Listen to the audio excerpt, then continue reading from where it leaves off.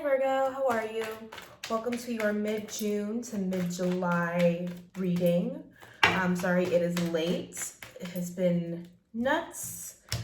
All right, first two cards out, we have the Five of Swords and the Six of Cups.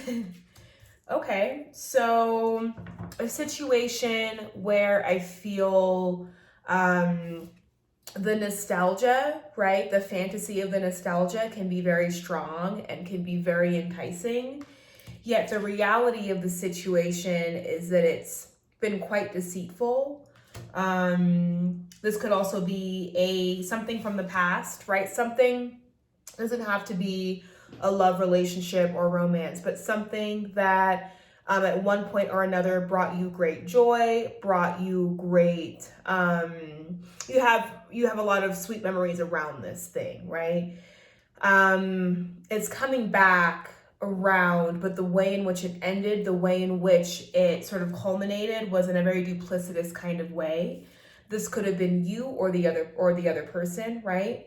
So yeah, and that this is of course sort of the ramifications or the consequences, the debris from Venus in retrograde that we had, correct?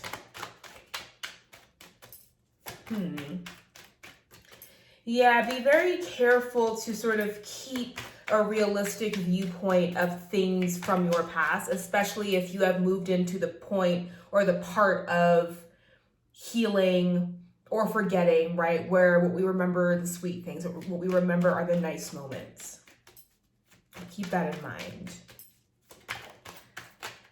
The High Priestess. Yes, if this person, place, or thing from the past makes its way back around, I suggest you do nothing. I suggest you sit upon your throne and you be receptive. And by receptive, I mean you open yourself up to understanding and realizing the larger dynamic that's happening around you and with this person. And the High Priestess is not passive in a way in which she invites defeat or is not strong or powerful. Quite the contrary. She doesn't need to take action to do anything. She doesn't need to, prove herself through even talking about the things that she knows because she's all-knowing. So, I don't know, I feel like this is going to be an opportunity for you all to sit on your hands a bit. Yeah, that's what I thought. Okay. We have, oh, come on, please. We have Two of Swords, Two of Cups, and the Judgment card. Okay, so, both of these figures here are sitting sort of in a passive stance. However, one is able to see and therefore is able to know and is therefore able to, if they do choose to act, is able to act accordingly. This figure, on the other hand, is blindfolded. Also, the moon is at the feet of the High Priestess, whereas the moon is unreachable and unattainable here for this figure back here. So all the magic, all the awareness, all of the insight, all of the power that comes with the moon, right? That comes with our understanding of all things related to the moon as an archetype, right? As a symbol, are at your beck and call with this High Priestess here, right? You are able to call upon the powers of your intuition and your subconscious if you are to remain in this High Priestess position. However, this Two of Swords position, it's a stalemate, but it's also somebody that has two swords, right? So somebody who is ready and willing to act out of anxiety and ready and willing to be kind of reactive, right? And so the blindfold that is covering them keeps them from being able to assess properly what the situation is that surrounds them. So when you remove the blindfold, they're just aimlessly wielding their sword. They're aimlessly sort of, cutting at things. And so I feel as though you have the option, right? I feel as though you've done this before, and what it's landed you is here, right? You've done this before, where you have blinded yourself to the facts of the situation, only to then be pushed to the point of having to either act out as this figure or to be acted upon by this figure, right? That when you refuse to be aware and you refuse to take your own blindfold off of how unhealthy or toxic a situation is, that it doesn't really get you anywhere, right? And of course, that has to do with a relationship.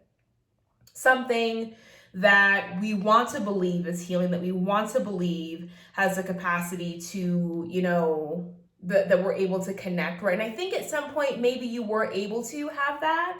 However, with judgment here, something about this situation is brought to light. So if you're still holding on to any form of fantasy, right? If you are still sort of viewing this bond through the eyes of the Six of Cups, and it doesn't have to be, like I said, a relationship. It can be career opportunity. It can be,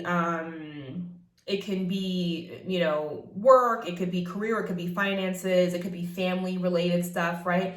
That there is something within your mind's eye you have been holding with such nostalgia and with such,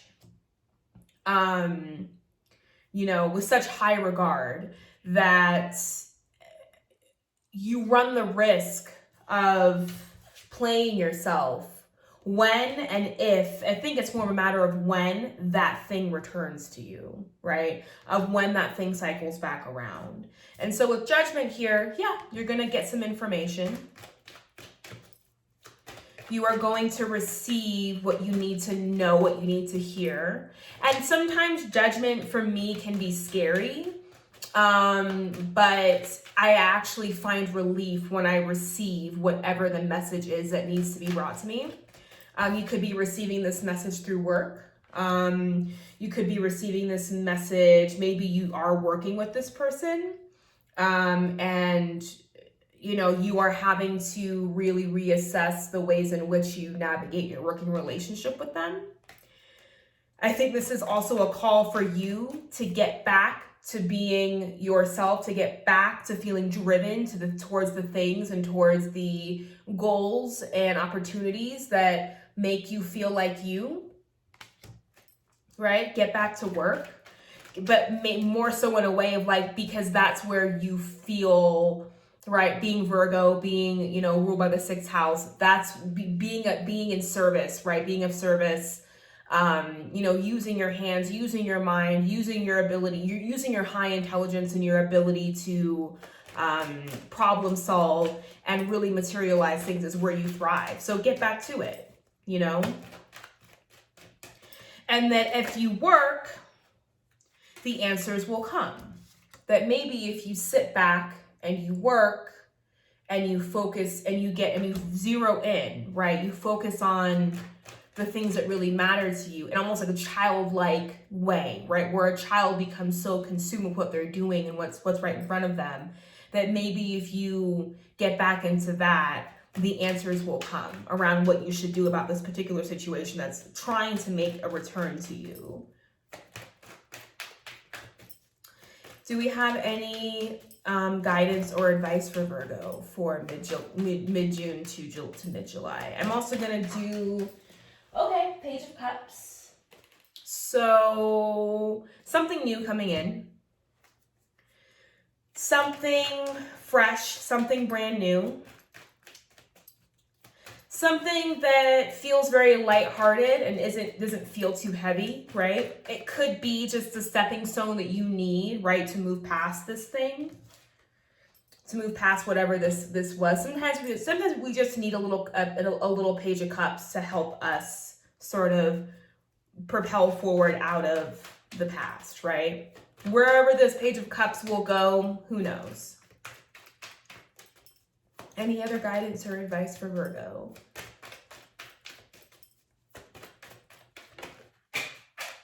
That's a lot. Okay, six of swords. Yeah, that's what I thought. I'm not gonna take these three, but I am gonna take these two. Six of Swords. So yeah, whatever this situation is with this Page of Cups, it's brand new and it's something that allows you to move into healing waters, to move away from, right, this. It's the next card, right? It's 5 of Swords, 6 of Swords. It's an opportunity for you to keep it moving and to not look back. We have the 9 of Cups and the 2 of Pentacles. Yeah, I feel as though as we progress further into the month, that there is this return to feeling extremely stable within the self. That there is sort of this transition from this, right? This like topsy-turvy balancing act, and moving more so into this energy of feeling really grounded, moving into abundance. And with abundance comes more balancing, right? With abundance comes an opportunity to actually work more, ironically, right? With abundance, more money, more problems, right? So with abundance, you are probably going to find yourself in a position, work and career wise, where you are going to have many options and many opportunities on the table for you. And I think this will actually be a breath of fresh air from sort of leaving an energy where you felt like you were here, where you were ready to take action in a lot of ways, but you had your blindfold on, which had a lot to do with fear, right? Like, what if I take the blindfold off and I'm incapable of handling whatever it's thrown towards me? What if I'm incapable of, stepping up to the plate, and rising to the occasion? And so I feel as though these two energies are very different, right? Still sort of this like ebb and flow, and still, a 2 card, right? So the 2 of Pentacles, not exactly entirely stable, but somebody who is willing and able to who is willing and able to do some form of a balancing act. So I like the transition from the 2 of Swords to a 2 of Pentacles energy, which does indicate to me that, okay, we're no longer stagnant anymore. Things aren't quite where we want them to be, but there's movement. The blindfold is off.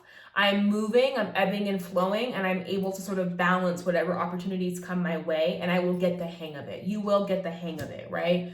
Through that, you will get some stability, right?